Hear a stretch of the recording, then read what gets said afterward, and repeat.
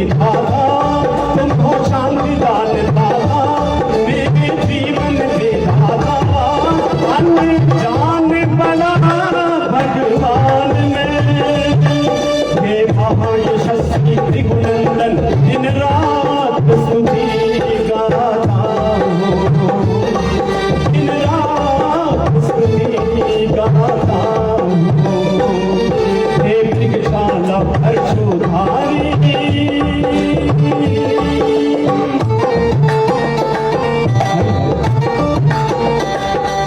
हे मृगशाला परशुधारी मेरा नाम लिए जाता हूँ समदग्नि नंदन परशुराम तेरी आड़ चला आता हूँ तेरी आड़ चला आता हूँ।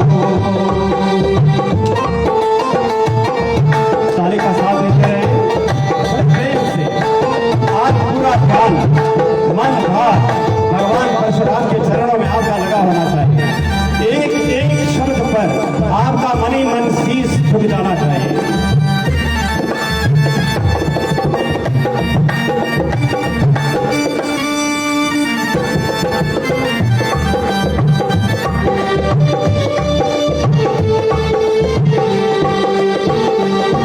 मेरे काम धेनु के पालक तुम दाता हम तेरे बालक तुम दानिश मनी राम जी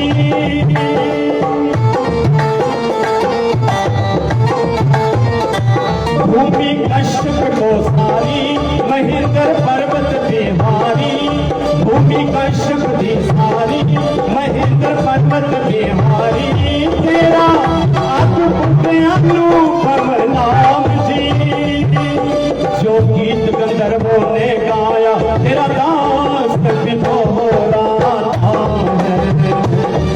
तेरा दास विभोरा था हे मृगशाला परशुधारी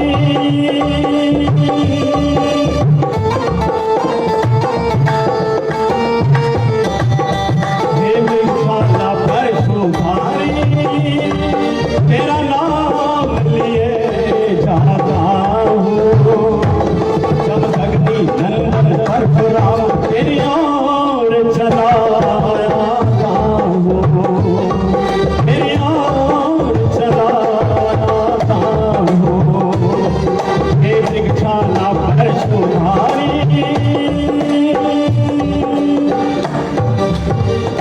बोलिए परशुराम भगवान की। मैं आपसे स्वभाव की बात कर रहा था। देवियों सज्जनों, स्वभाव और कर्म और व्यवस्था, ब्राह्मणों को जो व्यवस्था मिली है वो चौकीदारी की मिली है। अवेयरनेस, लापरवाही नहीं, सतर्कता, जागृति, होश और समाज के अंदर जुट जाओ कि समाज कहीं दिशाहीन ना हो जाए, समाज पाप कर्मों में न चला जाए, समाज अधर्म में न चला जाए, समाज धर्म से खंडित ना हो जाए। ये ब्राह्मण का कर्तव्य है। ब्राह्मण समाज को कैसे जगाता है ये उसका कर्तव्य है। यूं ही नहीं पांव धोए जाते, यूं ही नहीं पांव धोए जाते, यूं ही नहीं तिलक लगाए जाते, यूं ही नहीं मालाएं मौली पहनाई जाती, और यूं ही नहीं आमंत्रित किया जाता, और यूं ही नहीं स्वादिष्ट पकवान खिलाए जाते। उनमें गुण भी होना चाहिए, उनमें क्षमता होनी चाहिए, उनमें पात्रता होनी चाहिए, उनमें योग्यता भी होनी चाहिए।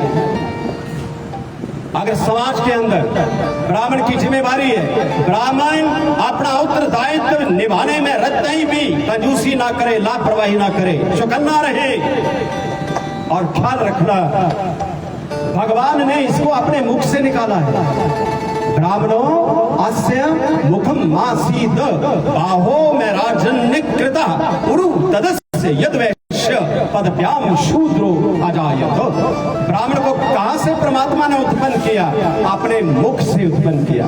मुखान अग्नि रजायत, और भगवान ने अपने मुख से ही अग्नि को प्रकट किया। किसको प्रकट किया? अग्नि को। अग्नि को भी मुख से प्रकट किया और ब्राह्मण को भी मुख से प्रकट किया।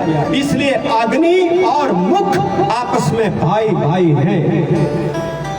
ध्यान दें, लगातार यज्ञ की धूल से धमेला रहे समाज, यज्ञ धूम प्रचंड बनी रहे, ये ब्राह्मण का परम कर्तव्य बनता है। परशुराम जयंती के बीच इन बातों को समझने का प्रयास करें। अपना उत्तरदायित्व आपके मुंह की तरह होना चाहिए। मुखिया मुख सोचाइए। देखो, आप मुख में कितनी चीजें डालते हो? दाल डालते हो, भात डालते हो, 36 प्रकार का सामान डालते हो, लेकिन जो आपको मजा देने वाला है उसको घुमाते हो, उसको बत्तीसी में घुमाते हो और अंदर ले जाते हो। और अगर कोई पत्थर आ जाए तो हाय राम, अगर कोई पत्थर आए तो क्या करते हो? घुमा घुमा के जीभ से पकड़ के, तेरी ऐसी तैसी, कहां जा रहा है? अंदर घुस रहा है, ए पत्थर रुक। और जीभ से हम रोकते हैं और मौका आए निकाल करके पार फेंक देते हैं। फेंकते हो तो नहीं? ब्राह्मण का यही कर्तव्य बनता है कि समाज के अंदर अगर अराजकता फैलती हो, अधर्म फैलता हो, पाप फैलता हो, अत्याचार फैलता हो, तो समझ लो पत्थर आ गया, समझ लो पत्थर आ गया। तो जैसे पत्थर को निकाल करके बाहर फेंकते हैं, उसी प्रकार ब्राह्मण का ये कर्तव्य है कि बुराई कोई भी समाज में पनपे, उससे पहले ही ब्राह्मण उसको उखाड़ करके फेंक दे, मिट्टी में मिला दे। यही ब्राह्मणों का कर्तव्य है और इस कर्तव्य का बोध ब्राह्मण को होना चाहिए। ब्राह्मणों अस्य मुखम, केवल नाम से नहीं, केवल गोत्र से नहीं, केवल जन्म से नहीं, आज युग आवाज देता है। मेरे इस क्षेत्र के बीच मैं किसी धर्म का विरोध नहीं करता, इसलिए किसी भी धर्म का विरोध नहीं करता क्योंकि मेरे सनातन धर्म के सिवाय और कोई धर्म है ही नहीं।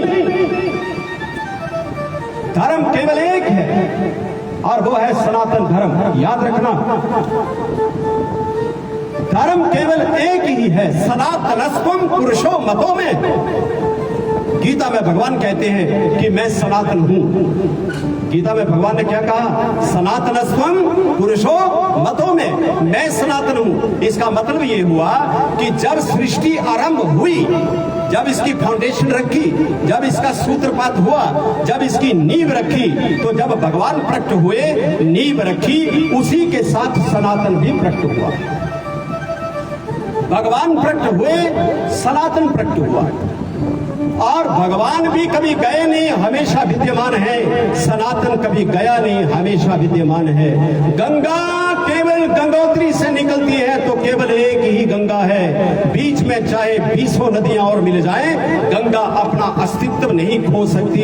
इसी प्रकार सनातन धर्म के अंतर्गत अब इतने युगों से आ रहा है, तो आते आते कितनी नदियां और मिल गई, कितने और संप्रदाय मिल गए, कितने और पंथ मिल गए, कितने और मार्ग मिल गए, संप्रदाय मिल गए, कितने और तथाकथित रास्ते मिल गए, लेकिन ये सारे के सारे गंगा के अंदर आने वाले नदी नालों की भांति हैं। लेकिन गंगा केवल एक है, गंगा केवल एक है। इसी प्रकार इस धरती पर नदी नालों की तरह, नालियों की तरह अनेक पंथ आएंगे, अनेक मत आएंगे, अनेक संप्रदाय आएंगे, अनेक तरीकों से परमात्मा को याद किया जाएगा, लेकिन बाप सनातन था, सनातन है और सनातन ही रहेगा। इसके सिवाय और कोई, इसके सिवाय और कोई पंथ, मत, मजहब ये किसी व्यक्ति के द्वारा प्रकट किए जाते हैं समय के अनुसार, सनातन नहीं। और जो व्यक्ति के द्वारा कोई धर्म, कोई पंथ चलाया जाता है, वो धर्म नहीं हुआ करता। किसी व्यक्ति के द्वारा अगर कोई रास्ता भगवान को पाने का बना दिया जाए तो वो धर्म नहीं कहलाता, वो रास्ता कहलाता है, वो पंथ कहलाता है, वो संप्रदाय कहलाता है, वो दिशा कहलाती है, धर्म नहीं कहलाता। धर्म केवल एक ही है। अच्छा, आपको मालूम है आजकल बड़े बड़े ठेकेदार ये कहते हैं, ये मत मानो, इसकी पूजा मत करो, तुम इधर मत जाओ, तुम माता मत टेको, तुम जोत मत जलाओ, तुम धूप मत दिखाओ। ये कौन है? ये सनातन है क्या? ये सनातन हो सकता है क्या? सनातन इतना संकीर्ण नहीं है। सनातन कोई इतना नीच प्रवृत्ति का नहीं है कि तुम्हें टोके, तुम्हें रोके। अरे तुम्हें खुला छोड़ा है सनातन ने, जाओ जहां मर्जी जाओ, माथा टेको, जहां भी आपको गुण मिलता है प्राप्त करो, जिस महापुरुष के पास जाना है जाओ, जिस तीर्थ में जाना है जाओ, जहां आपको क्वालिटी मिलती है प्रणाम करो। कहीं रोका है सनातन ने? सनातन ने कहीं टोका है? और बाकी के मजहब पंथ जितने भी हैं, अरे और तो और हद हो गई इस बात की। अरे नोट बिछा करके धर्म को खरीदने वाले ठेकेदार धर्म के आजकल नोटों के बलबूते लोगों को खरीद लेते हैं। क्या बात करते हो? अरे धर्म कोई खरीदने की बात है नहीं है भाई। धर्म खरीदे नहीं जाता, धर्म को खरीदा नहीं जाता। आजकल यही काम चल रहा है, पंजाब के बीच यही काम चल रहा है, सरहदों के बीच यही काम चल रहा है, किनारों के बीच यही काम चल रहा है। जहां बुद्धि नहीं है, जहां अकल नहीं है, वहां 2-4 लाख फेंको, अरे छोड़ अपना सलाह। और लोभी नरक में भी ठिकाना नहीं मिलेगा उनको, जो नोटों के लालच में अपना धर्म बदल देते हैं। उनके लिए भगवान को नया नरक बनाना पड़ेगा। ध्यान रखना, इतना बदतर नरक होगा वो कि कल्पना से भी बाहर होगा। जो सनातन को छोड़ करके नोट अपनी जेब में डाल करके किसी दूसरे पंथ में चला जाता है, उसको नरक में भी ठिकाना नहीं मिलेगा। इतना वो नीच से नीच हालात में जाएगा। किसने कहा आपको? आप वो हो जो परमात्मा के संग आए, आप बनाए नहीं हो, आप बने ही आए हो। आप किसी के द्वारा मैन्युफैक्चरिंग नहीं हुए। अरे तुम्हें भगवान ने बनाया है, तुम ऑटोमेटिक बने हो, ऑटोमेटिक। तुम्हारे बनाने की उसको जरूरत नहीं है। और सनातन कितना विशाल है, वो भेदभाव नहीं करता। सनातन कितना विशाल है, वो कहता है धरती की पूजा करो, पानी की पूजा करो, जल की पूजा करो, पेड़ों की पूजा करो, पत्थरों की पूजा करो, पहाड़ों की पूजा करो, नदियों की पूजा करो, नालों की पूजा करो, जमीन की पूजा करो, आसमान की पूजा करो। आसमान को छोड़ो, चांद सूरज और सितारों की भी जो पूजा करता है वही सनातन धर्म कहलाता है। ये है मेरा सनातन धर्म, ये है इसकी विराटता, ये है इसकी महानता, ये है इसकी सार्वभौमिकता। इसलिए इसको छोड़ने का प्रयास आप कभी ना करें। मैं केवल आपको इतना ही कह रहा हूं।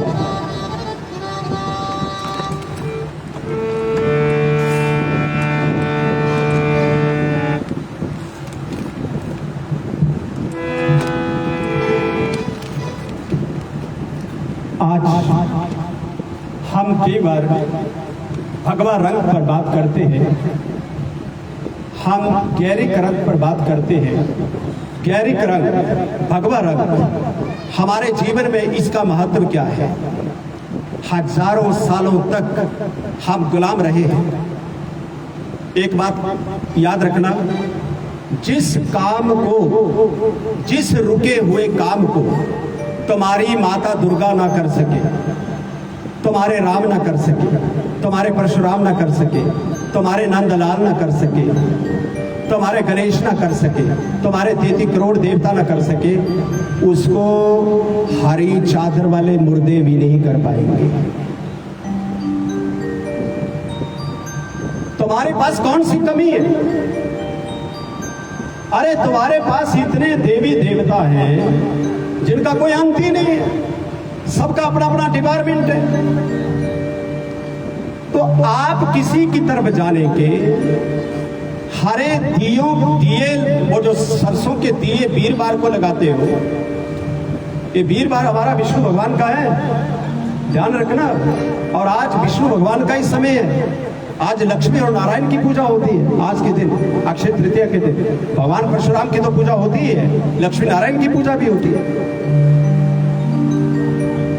ज्योति किसको जलानी है? विष्णु भगवान को। मुर्दों पर चढ़ाओगे?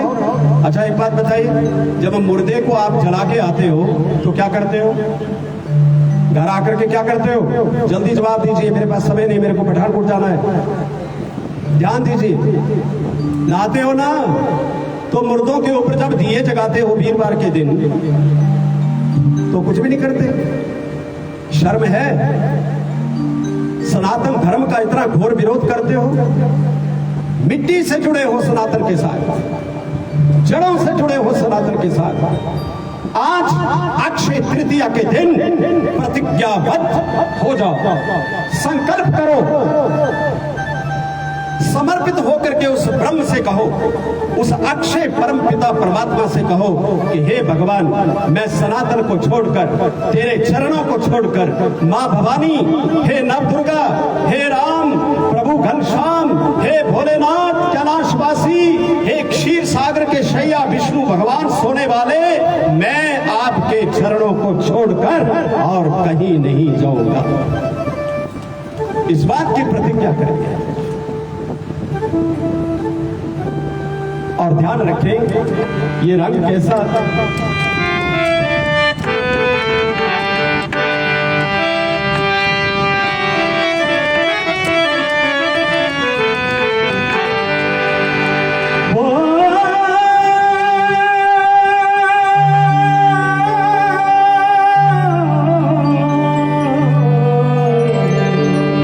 ताली के साथ ये भगवान, ये भगवान, ये भगवान, ये भगवान, बोले रंग रंग, ये भगवान, ये भगवान, ये भगवान, ये भगवान। किसे ओढ़ के नाचे बज रंग, किसे ओढ़ के नाचे बज रंग, ये भगवान, मुझे भा गया भगवान, मुझे भा गया भगवान, मुझे भा गया भगवान, मुझे भा गया भगवान। ये भगवान,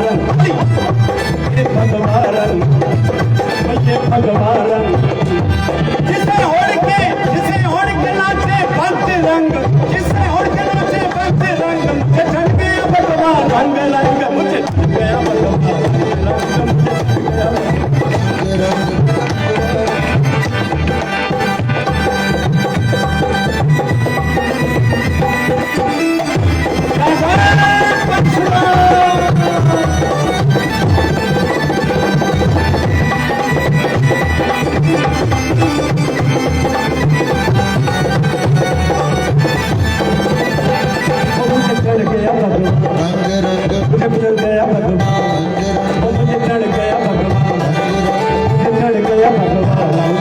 मुझे चढ़ गया रंग।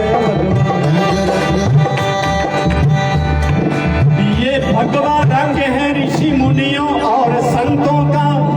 ध्यान दें, ये भगवान रंग, ये भगवान रंग, ये भगवान रंग है ऋषि मुनियों और संतों का, हिंदू के वीर बलिदानी और महंतों का।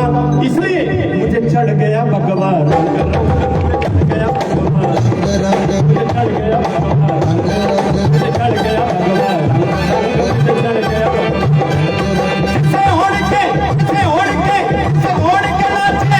रंग से ओढ़ के नाचे बज रंग, मुझे चढ़ गया भगवान रंग रंग।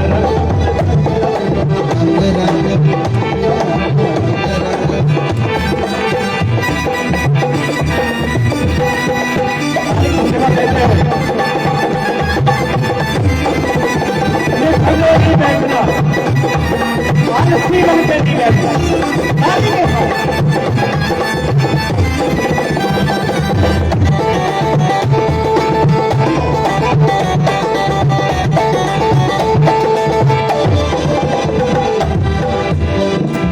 ये रंग लिया मां भारती के लालों ने, ये रंग लिया मां भारती के लालों ने, नहीं खुल सकता है ताज जिंदगी नदियों और नालों में, नहीं खुल सकता ये ताउम्र नदियों और नालों में, क्योंकि मुझे चढ़ गया भगवान, चढ़ गया भगवान, चढ़ गया भगवान, चढ़ गया भगवान। किसे ओढ़ के नाचे भक्त रंग, किसे ओढ़ के नाचे भक्त रंग, मुझे चढ़ गया भगवान।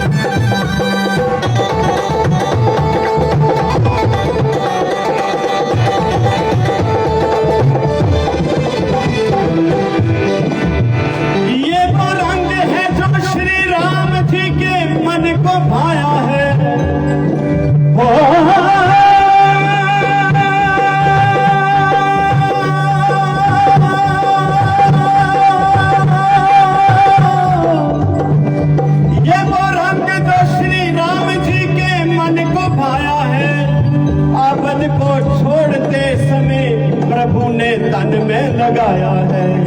अवध को छोड़ते समय प्रभु ने तन में लगाया है, इसलिए वो मुझे चढ़ गया भगवान रंग रंग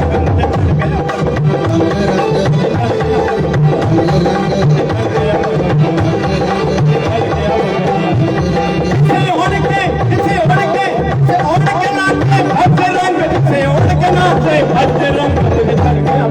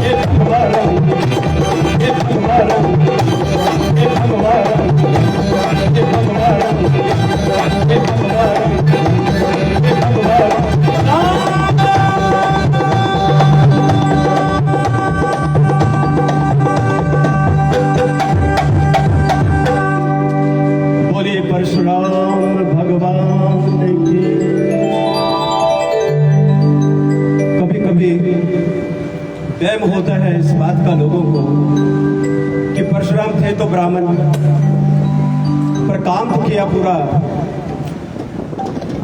मार भाड़ का। भाई जब जब हुए धर्म की हानि, बाढ़ असुर अधम अभिमानी। धर्म पर जब कोई छीटा कशी करेगा, उपद्र मचाएगा। एक बात बताऊं, आदि गुरु शंकराचार्य आए, 4 धाम बनाए, आपके धर्म को सुरक्षित कर लिया। समय समय पर संत आए, इस धरती पर विधर्मी आए, पापी आए, अत्याचारी आए। यहाँ डच, तुर्क, मंगोल, मुगल, अंग्रेज कितने आए। सबने इसको मिट्टी में मिलाने की कोई कोशिश नहीं, कोई छोड़ी नहीं कोई कोशिश। हमारे देश को, हमारे देश की संस्कृति को तहस नहस करने में किसी ने भी कोई कोर कसर छोड़ी नहीं। लेकिन आज देखिए जापान, मिस्र, रोमा सब मिट गए जहां से। कुछ बात है कि हस्ती मिटती नहीं हमारी। आज भी हम बुलंद हैं, आज भी हम पांचवी शक्ति हैं पूरे विश्व के बीच। इससे बड़ा सौभाग्य और क्या होगा। अच्छा, एक बात और है, ये वो अमर बेल है, भारत और सनातन, ये वो अमर बेल है। अरे हमारी संस्कृति त्याग पे निहित है, तपस्या में निहित है, समर्पण में निहित है। हम जब तक त्याग नहीं करेंगे। अच्छा, कौन उठता है सुबह भोर काल में? उठो, मंजा छूटता है? नहीं बाबा, नहीं छूटता है। एक काम करिए, एक न एक दिन तो छोड़ दें, छूट ही जाएगा। अच्छा, एक बात बताइए, लाखों गीत गाने वाली भारत की कोकिला हॉस्पिटल में पड़ी थी, मरते समय जो उसने लिखा लता ने, कि आज सब कुछ टंगे का टंगा रह गया, धरे का धरा रह गया, आज मेरे सोने के गहनों का कोई शुमार नहीं, लगे के लगे रह गए, अलमारियों में सब संपदा रह गई, और मैं हॉस्पिटल में पड़ी हूँ। एक हरा कपड़ा मेरे को पहना दिया है, सुइयां लगी है, बोतलें चढ़ रही है, अब पता नहीं आज के कल। This is the end. ये है, यही तय है ना, यही तय है ना। तो एक बात, कितना भी जमाने में किसी के पास भी धन उपलब्ध हो, लेकिन अगर राम रतन धन नहीं है, परशुराम नाम रूपी धन अगर नहीं है, तो बाकी के सब धन धूल के समान है। इनका कोई अर्थ नहीं है, इनका कोई प्रयोजन नहीं है। इसलिए मैं बार बार आपको इसी बात को कहता हूं कि जो परशुराम ने अधर्म को मिटाने का संकल्प किया, 21 बार लोग कहते हैं क्षत्रियों का संहार किया। अरे भाई, ऐसा नहीं है। परशुराम का फरसा अवश्य उठा, लेकिन अधर्म के विरुद्ध, पाप के विरुद्ध उठा। और किसके विरुद्ध उठा? हे वंश के क्षत्रियों के लिए उठा। केवल एक ही वंश था, उसका नाम था हे वंश। और उस राजा की 1000 भुजा थी। कितनी? हे वंश के राजा की, कार्तवीर्य अर्जुन की कितनी भुजाएं? 1000 भुजाएं थी महाराज। और वो राजा इतना शक्तिशाली था कि लंकापति रावण को कमर में बांध करके घूमता रहा वो सहस्त्रार्जुन। हजारों उसके पुत्र थे, परंतु थोड़ी गलती कर गए। परशुराम के पिताजी के आश्रम में आए, और आश्रम में बंधी थी गाय, नाम था कपिला, कामधेनु। कामधेनु के नीचे, गाय के नीचे जो मुराद करे सो हो जाए पूरी। अब राजा के सैनिक थे सैकड़ों के हिसाब से।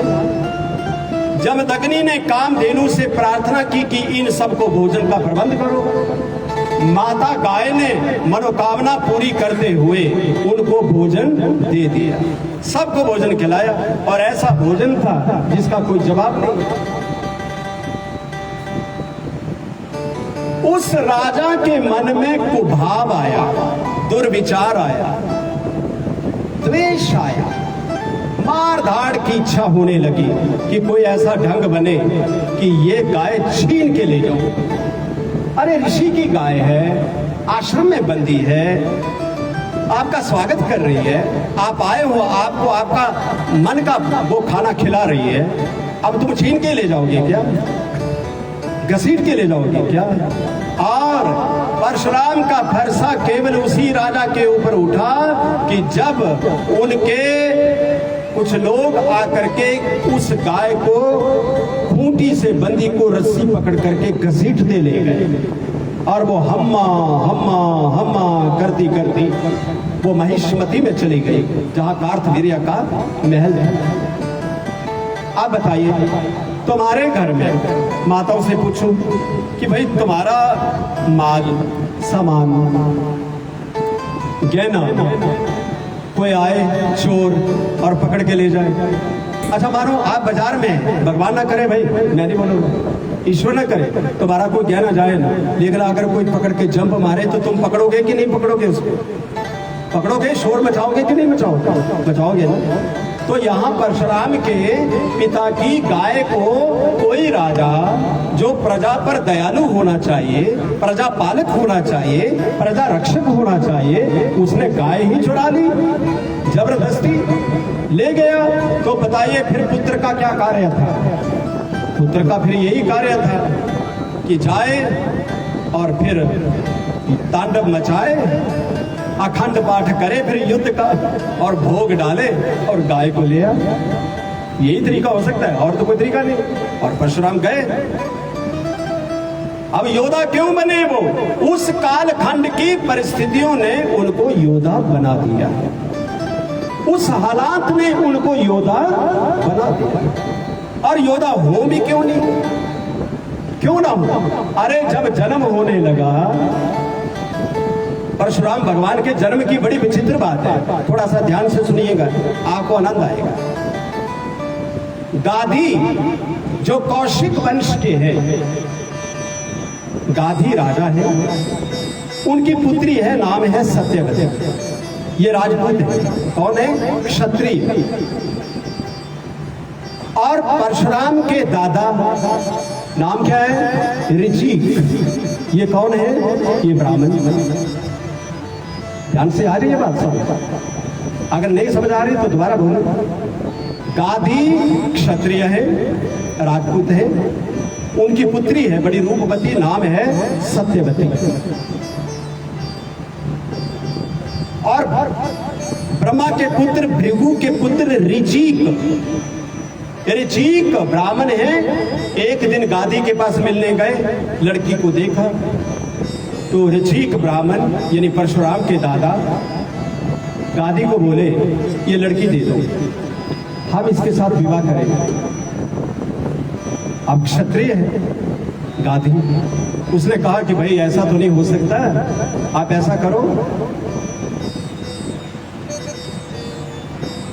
1000 घोड़ा जिसका कान काला हो और शरीर सफेद हो, ऐसा मुझे 1000 घोड़ा ला दो। अगर आप घोड़ा ला दोगे तो मैं अपनी कन्या आपको दे दूंगा।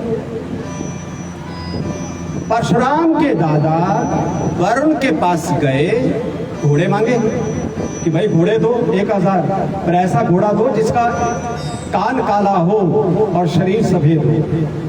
वरुण ने छांट करके काले कान वाले सफेद शरीर वाला 1000 घोड़ा ऋचिक को दे दिया। ऋचिक ले आए, गादी के सामने पेश किया और नतीजा ये निकला कि सत्यवती गादी की बेटी का विवाह ब्राह्मण ऋचिक के साथ हो।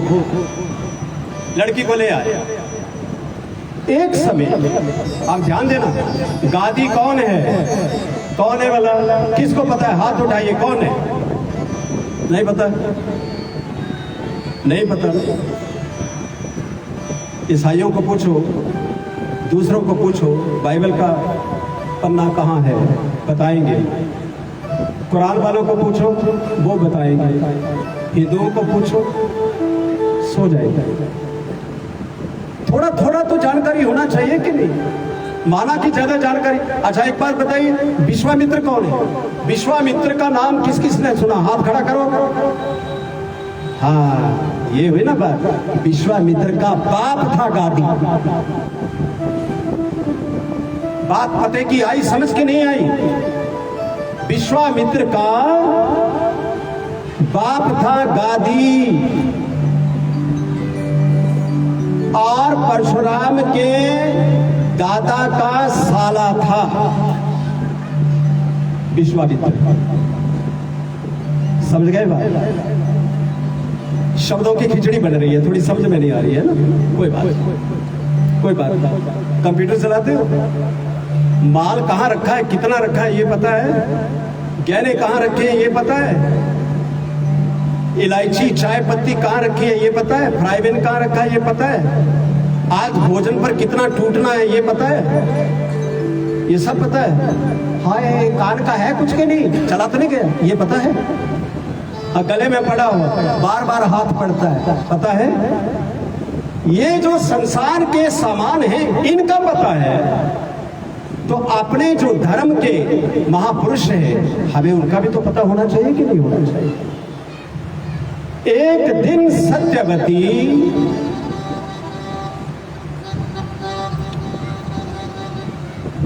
ऋचिक महात्मा के पास गए। ऋचिक तो धर्मपत्नी है सत्यवती। सत्यवती की माता और सत्यवती एक दिन उन्होंने प्रार्थना की, किससे? परशुराम के दादा से, कि हमें संतान दीजिए, ऐसा कोई हमें प्रसाद दीजिए जिससे हमारी संतान महान हो, गुणवान हो। सत्यवती ने कहा कि मेरा बच्चा गुणवान हो, धार्मिक हो, महान हो। और उसकी माता के लिए, क्योंकि वो राजपूत थी, क्षत्रिय थी, उसके लिए मांगा कि वो बलवान हो, योद्धा हो, पराक्रमी हो। भाई क्षत्रियों को तो चाहिए ऐसा। माँ बेटी दोनों है। तेरी चीख ने बनाई दवाई, परशुराम के दादा ने घोटा दवाई बनाई और रख के कटोरियों में नहाने चले गए। बोले एक तू ले लेना, एक अपनी माँ को दे देना, ये तेरा है, ये तेरी माँ का हिस्सा है। दोनों कटोरियों में रखा है सामान। वो चले गए नहाने। पीछे ऋचिक की पत्नी सत्यवती, उसकी माँ जो आई थी उसके घर में, उसने क्या किया, अपनी पुत्री वाली कटोरी खुद खा ली। उसमें सामान डाला था ना उन्होंने खाने के लिए, तो वो उसने खा ली। उसको लगा कि घरवाला अपनी घरवाली को कुछ खास ही बनाएगा, मैं तो सास हूं, मेरे लिए तो थोड़ा हल्का ही बनाएगा। शक बढ़ गया ना, तो उसने अपनी बेटी वाला जो बनाया था प्रसाद वो माँ ने खा लिया, और जो माँ का था प्रसाद वो बेटी सत्यवती ने खा लिया। पता लग गया? यहां तक बात समझ आई? अब आए महात्मा जी नहा करके, आकर के पूछा खा लिया? बोले जी खा तो लिया, पर उल्टा पलटा करके खाया। मेरे वाला प्रसाद मेरी माँ खा गई है और माँ का प्रसाद मैं खा गई हूँ। फिर चीख बोला दब तेरे, ये तो सारा ही काम खराब कर दिया, ये तो सारा ही काम खराब हो गया। अरे वो जो प्रसाद था वो क्षत्रिय कुल के लिए था, वो क्षत्रिय के लिए था, क्योंकि हमारा ससुर क्षत्रिय है। ऋचिक बोले, इसलिए उसकी घरवाली के लिए, अपनी सासू माँ के लिए मैंने क्षत्रियों का कटोरा बनाया था और तेरे लिए ब्राह्मणों का कटोरा बनाया था। ये सब उल्टा हो गया। अब तेरे घर में, अपनी घरवाली को बोला, अब तेरे घर में निकलेगा बहुत बड़ा गुसैल बच्चा, बड़ा भारी क्रोधी, वो दंड मचाने वाला, तांडव मचाने वाला, युद्ध मचाने वाला, ऐसा बच्चा तेरे घर में होगा। और उनके घर में वही बात आ गई। तो ऋचिक की पत्नी सत्यवती ने कहा कि महाराज मेरा पुत्र ना हो, वरदान दे दीजिए। तो ऋचिक ने कहा पुत्र नहीं होगा तो पौत्र हो जाएगा, पुत्र नहीं होगा तो पौत्र होगा, पर एक क्रोधी पैदा होगा जरूर, प्रसाद का फल मिलेगा। तो जो सत्यवती की मां ने खाया, उस प्रसाद से प्रकट हुए विश्वामित्र। बात समझे? उससे प्रकट हुए विश्वामित्र। लेकिन मां ने, ऋचिक की पत्नी ने ये मांग लिया कि पौत्र कुशैल कर दो, पर मेरा पुत्र मत कुशैल करना। तो जो बच्चा पैदा हुआ आगे ऋचिक के घर में, उसका नाम पड़ा जमदग्नि। और जमदग्नि के आगे जो पुत्र आया उसका नाम परशुराम भगवान की जय। ये है पौत्र। अब ये गुसैल आया, जमदग्नि तो नहीं हुए गुसैल। गाय भी चुरा ली तब भी जमदग्नि इतने गुस्से में नहीं आए।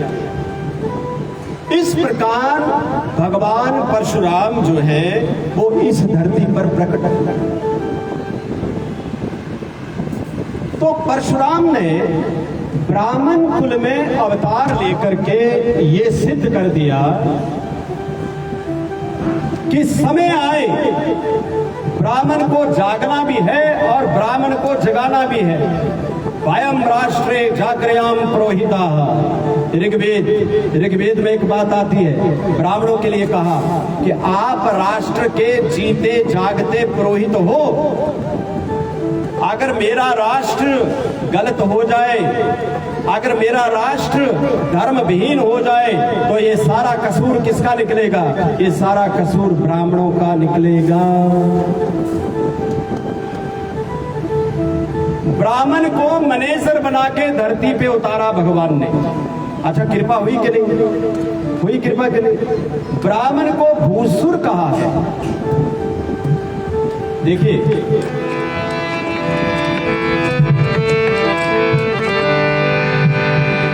वो ब्राह्मण किस काम का जो नाम न ले परशुराम का। बोलिए परशुराम भगवान की जय। रेगिस्तान भी हरे हो जाते हैं, ओ रेगिस्तान भी हरे हो जाते हैं जब अपनों के साथ अपने खड़े हो जाते हैं। ब्राह्मण के साथ कब खड़ा होगा? मैं फिर कहूं, रेगिस्तान भी हरे हो जाते हैं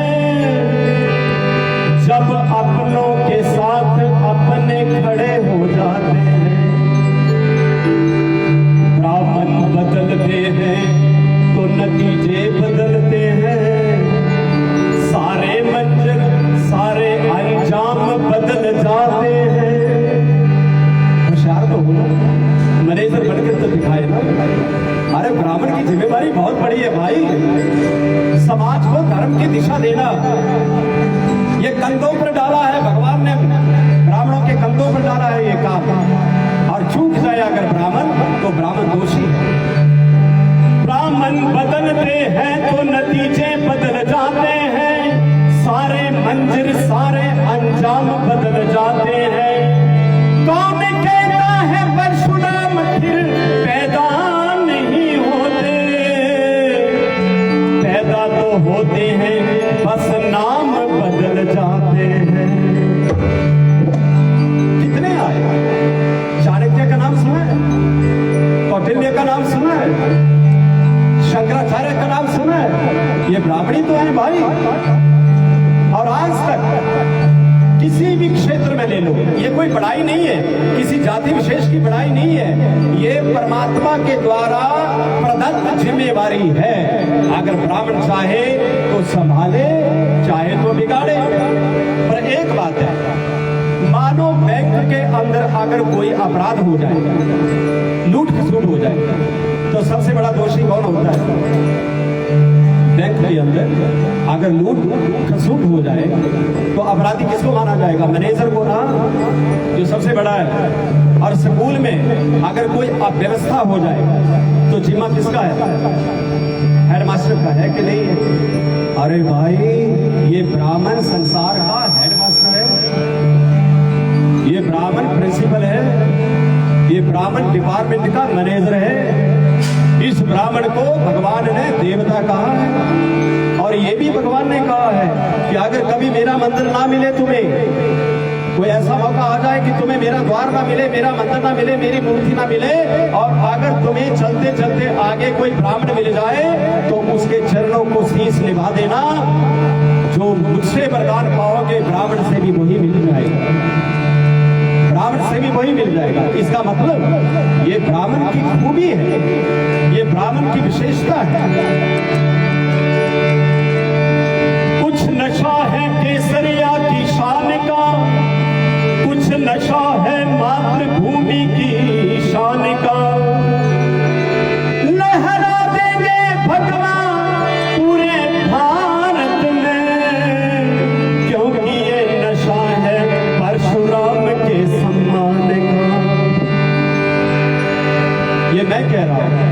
लेकिन आप क्या करते हो पता नहीं। एक बात बताइए, नवमी के दिन भगवा छत पर किस किसने चढ़ाया?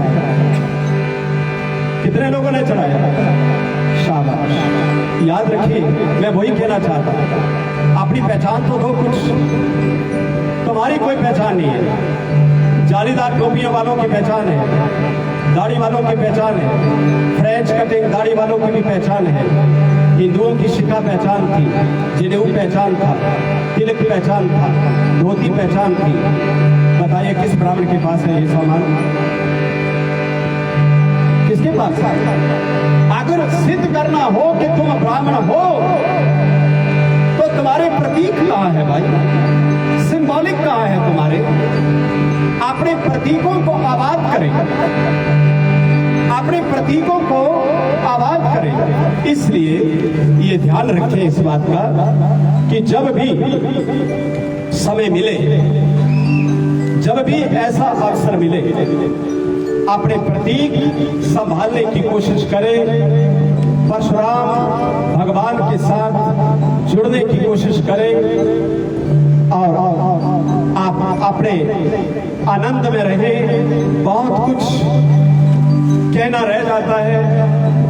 मैं आया तो बहुत कुछ लेकर के था, लेकिन चलिए चलते चलते 2 मिनट के लिए आनंद लेते हुए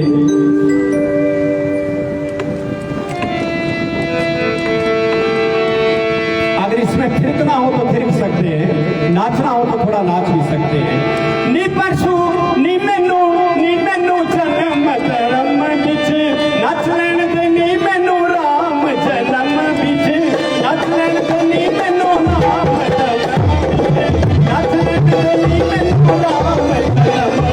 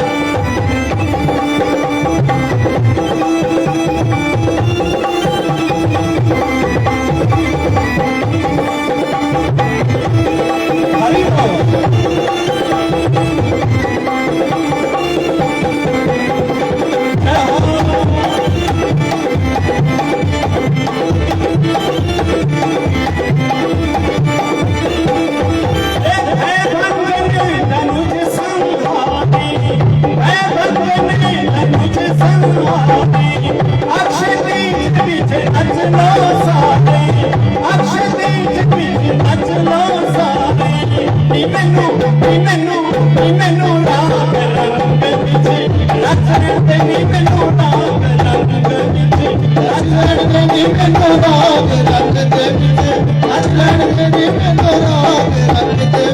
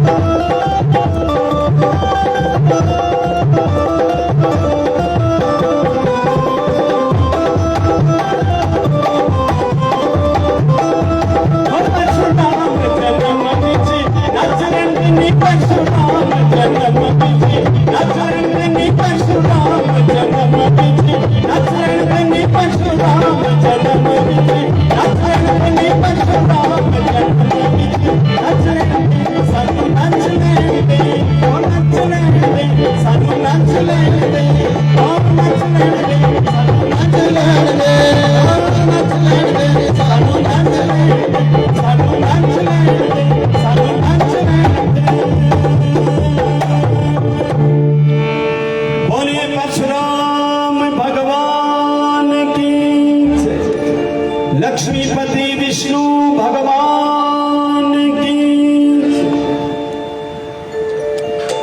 सज्जनों, मैं आचार्य एस.टी. शास्त्री पठानकोट से आध्यात्मिक गुरु का स्थान प्रयागराज से प्राप्त हूँ। श्रीमद् भागवत कथा, राम कथा, शिव पुराण कथा, गीता प्रवचन, वेदांत वाणी पर प्रवचन, ये मेरे मुख्य कार्यक्रम रहते हैं। रेडियो स्टेशन, दूरदर्शन, आस्था से भजन कार्यक्रम अक्सर मेरे निकलते हैं बीच बीच में। बस इस धर्म के संत को लेकर के मेरी यात्राएं जारी है। आप YouTube में ज्ञान सुधा धारा आचार्य एस.टी. शास्त्री करके चैनल को देख सकते हैं। ज्ञान सुधा धारा आचार्य एस.टी. शास्त्री, बस इतना ही परिचय पर्याप्त है। समय हो गया है। भगवान परशुराम को अपने अंतर्मन के सिंहासन पर आसीन करते हुए मैं इस मंच से आप सभी भाइयों से, बहनों से, छोटों से, बड़ों से अनुमति चाहता हुआ अपनी वाणी को विश्राम की तरफ ले चलूं।